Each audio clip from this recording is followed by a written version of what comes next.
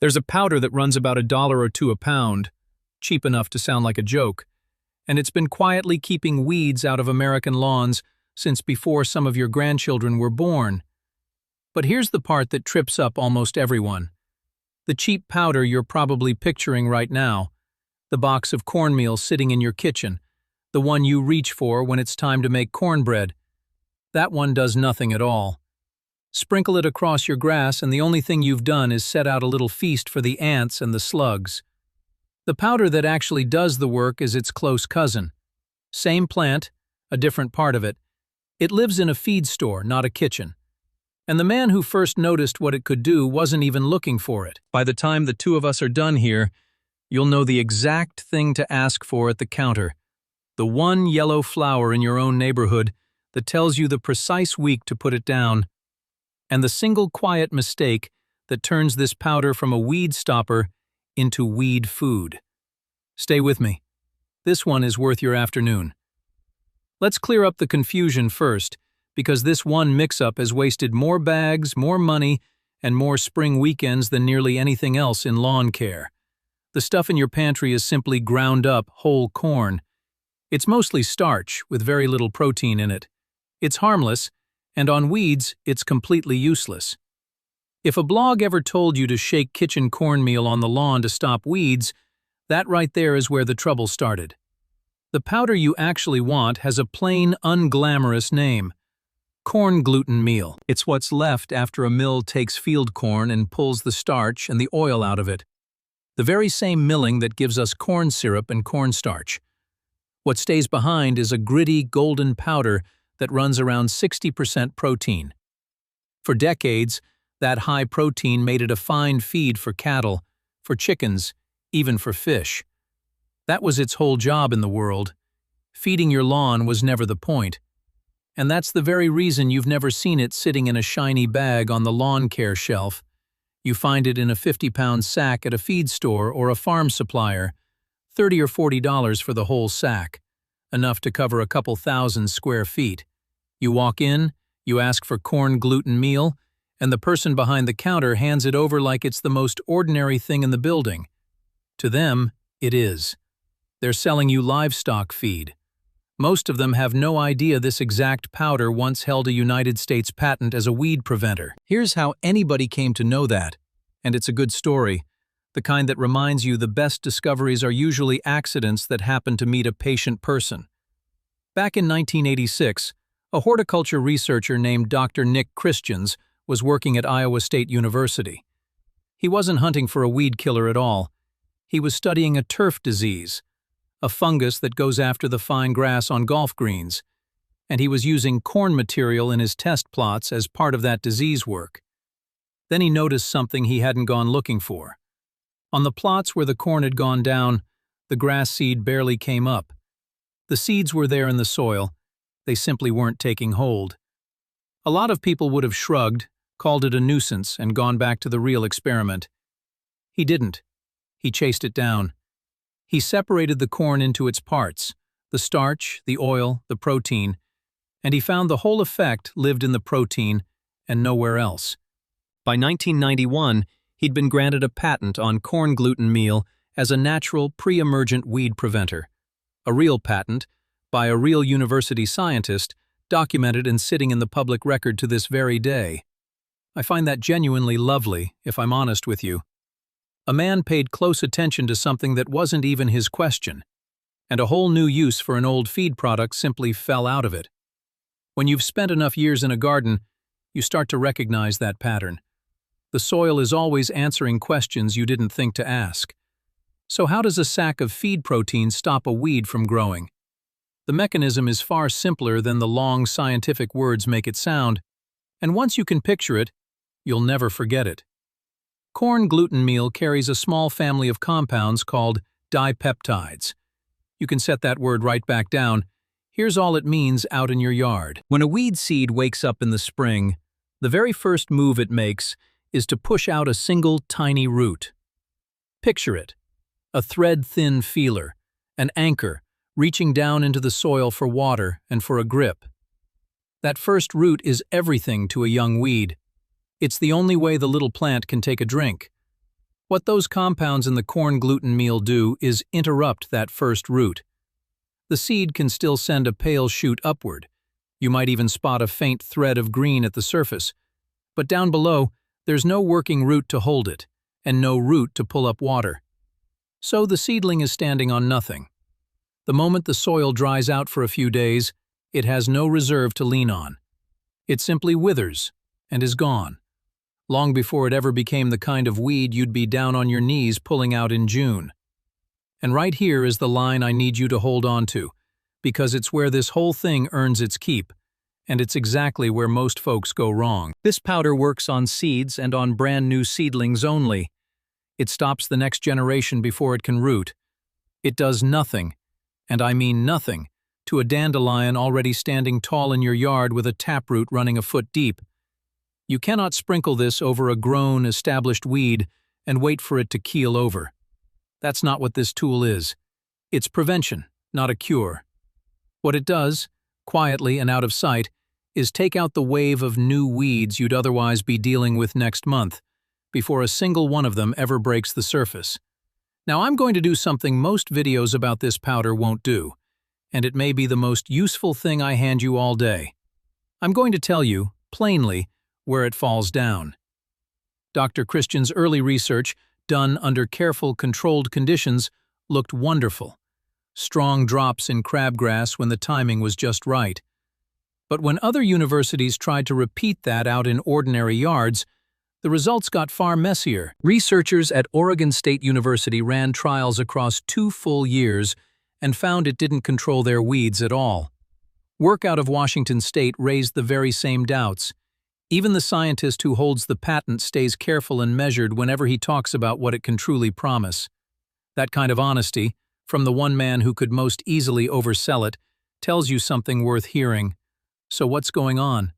Why does it shine in one trial and fall flat in another? There are 2 reasons, and both of them matter for you standing in your own yard. The first is that out in the open garden, you can't control the weather, and as you're about to see, this powder lives and dies by the weather. The second reason is the one that quietly turns the whole story on its head. A good share of the benefit people actually see doesn't come from the weed-stopping compound at all. It comes from the nitrogen. Remember that 60% protein? Protein is built on nitrogen, and corn gluten meal runs about 10% nitrogen by weight. At the heavy rate you'd spread it, that's a real, steady, slow feeding for the grass you already have. And well-fed grass grows thick. Thick grass shades the bare soil, and weed seeds that can't find light or open ground have a far harder time getting started in the first place. So even on a year when the famous compound underperforms, the feeding alone can leave you with a denser lawn that simply has less room for weeds. So the honest picture isn't a single, do-everything weed killer. It's a 2-part tool. It's a partial break on new weeds, laid on top of a genuine organic feeding that thickens your turf until it crowds many of those weeds out on its own. Use it that way, as a feeding with a real weed-suppressing bonus, applied in exactly the right window, and you'll be pleased with what you get. Expect it to behave like a harsh chemical that erases everything overnight, and it'll let you down every single time. That's the truth that bag will never print on its label. And knowing it is precisely what lets you use this powder well, while your neighbor gives up and decides the whole thing was a myth. Before we walk through the how, the rate, the timing, the watering, let me save you from scribbling notes off your screen. I pulled the whole method onto a single page. The application rate, the timing signal, the watering step, and a short troubleshooting list for the handful of things that tend to go wrong. The ratios, the order to do them in, and the mistakes to step around, all on one sheet you can tape to the inside of the shed door. Point your phone's camera at the code on the screen and the guide is yours. There's no charge, and nothing to sign up for. Take your time finding it. I'll be right here waiting. Have it? Good. Because this next part is where the whole thing finally comes together, and it all hangs on one signal that most people walk straight past. Here's the timing, and I want you to forget the calendar entirely. A date on a calendar tells you almost nothing about the soil in your yard this particular year. Some springs arrive early and warm, some drag their feet for weeks. The plants always know before the calendar does, so let the plants tell you. Watch for forsythia. That's the shrub that bursts into bright yellow flowers very early in spring, before most things have even leafed out. You've seen it 100 times, spilling over fences and lining the old driveways. When that yellow lights up across your area, nature is telling you something specific. The soil right at the surface has warmed to somewhere around 55 degrees Fahrenheit. And that number is the whole game, because right around 55 degrees is when crabgrass and a good many summer weeds begin to germinate. That's the exact moment you're aiming at. You want your corn gluten meal already down and waiting in the soil, roughly 1 to 2 weeks before that yellow hits its peak, so the powder is in place the very moment those weed seeds stir. Down early, while the ground is still cool, never after. Now the rate, and this is the place you absolutely cannot cut corners. The amount that actually does something is heavy, roughly 20 pounds for every 1,000 square feet of lawn. That's far more than a synthetic product ever asks for, and it honestly surprises people the first time they hear it. But those developing weed roots have to run into a real concentration of that protein for any of this to do its job. Spread it thin to stretch the bag and save a few dollars, and you've essentially spread nothing at all. Heavy and on time, or don't bother.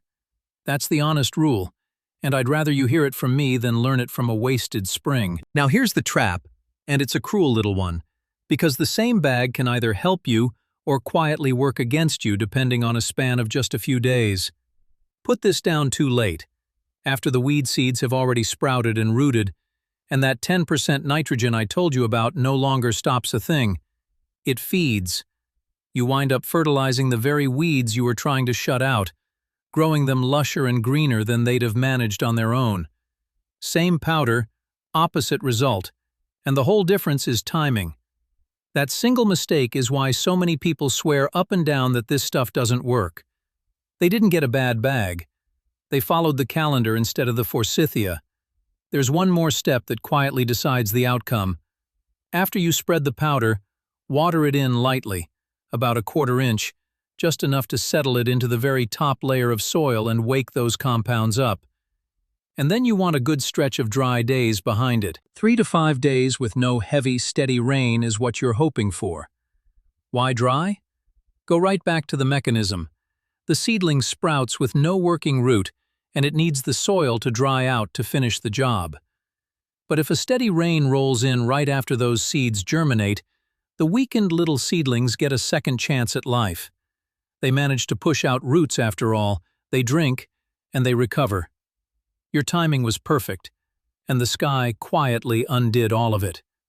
You can't command the rain, and I'd never tell you that you could, but you can read a forecast, and you can keep a cheap soil thermometer tucked by the back door instead of guessing at the temperature. Wait for that 55-degree reading, take one good look at the week ahead, and choose your window.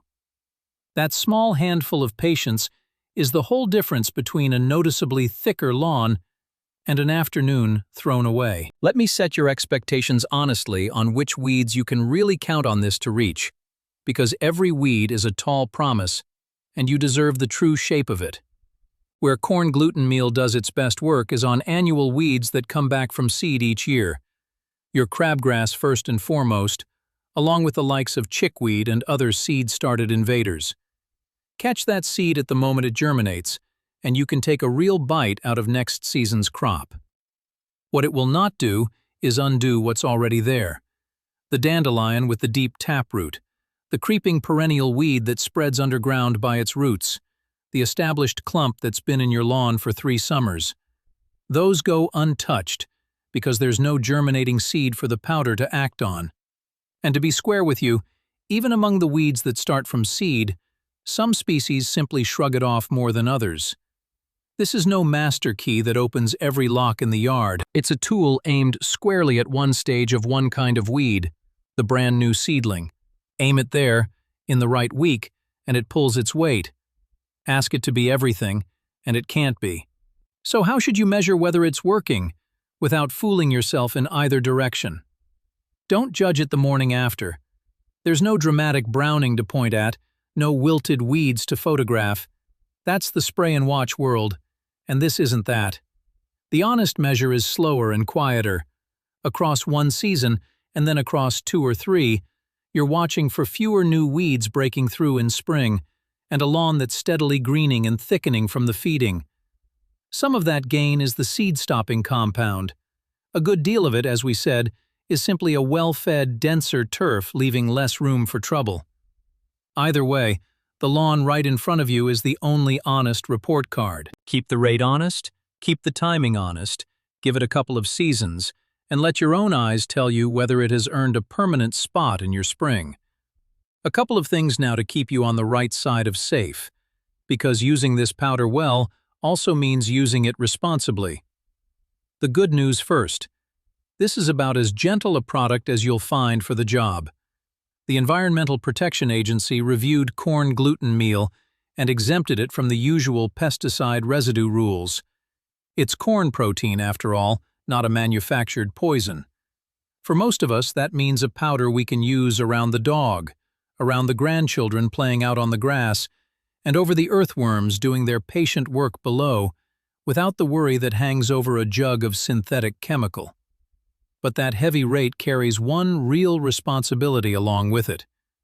20 pounds per 1,000 square feet delivers right around 2 pounds of actual nitrogen, and that's a generous feeding by any measure. If you garden near a lake, a stream, or a bay, that nitrogen can wash off into the water, where too much of it causes genuine trouble for the fish and the plants living there.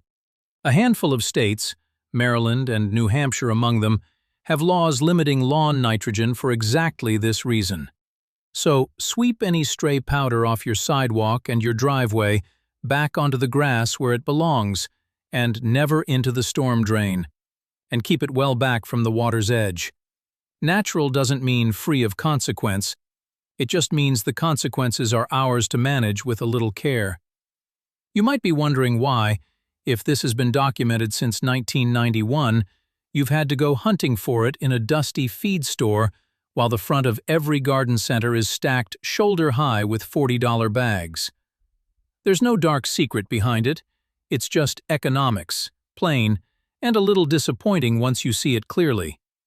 A synthetic pre-emergent is a tidy little business, a small amount of a patented molecule, light to ship, easy to stack on a shelf, sold at a comfortable margin, and performing the same way every single year so that you reliably buy another bag every single spring. Corn gluten meal is the opposite sort of product in nearly every way. It's bulky and heavy to move. Its patent lapsed long ago, so anyone at all can bag it, which means no single company owns it firmly enough to justify spending real money advertising it. It's sold cheaply by the sack as feed, for a fraction of what's wrapped up in those $40 bags. And on top of all that, it slowly makes itself less necessary, because the lawn it feeds grows thick enough to take over some of the work on its own. No business is ever going to build a glossy campaign around the product that quietly puts itself out of a job. That's not a conspiracy, and nobody had to whisper in a back room. It's simply the arithmetic of what's profitable to sell, and the cheapest tool in the shed is so often the one nobody has ever been paid to point out to you. So that's the whole of it, laid out plain. Corn gluten meal, not the kitchen kind, at roughly 20 pounds per 1,000 square feet, put down a week or two before the forsythia blooms, watered in lightly, and then left to a few dry days. It's no cure for the weeds already standing in your lawn, but it's a quiet break on the ones still coming, and a good honest feeding for the grass while it works. A lawn was never really won in one afternoon, with one cure-all product out of one bright bag. It's the patient choices, the right handful of work done in the right week, season after season, that the soil quietly remembers.